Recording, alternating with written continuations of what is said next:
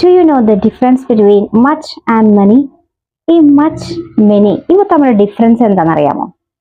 Much എന്ന് പറഞ്ഞാലേ uncountable നൗണിന്റെ കൂടെ നമ്മൾ വയ്ക്കുക. അൺകൗണ്ടബിൾ നൗണിന്റെ കൂടെ നമ്മൾ വയ്ക്കുക. എന്താ അൺകൗണ്ടബിൾ എന്ന് പറഞ്ഞാല്?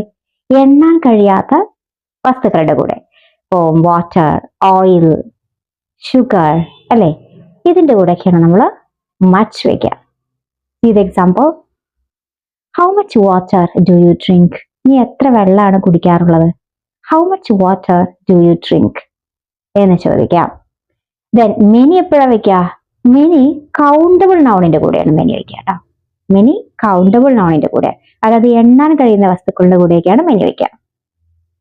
എനിക്ക് കുറേ ബുക്കുകളുണ്ട്, എങ്ങനെ പറയാ? I have many books. I have many books. അപ്പൊ മെനി വെക്കാം.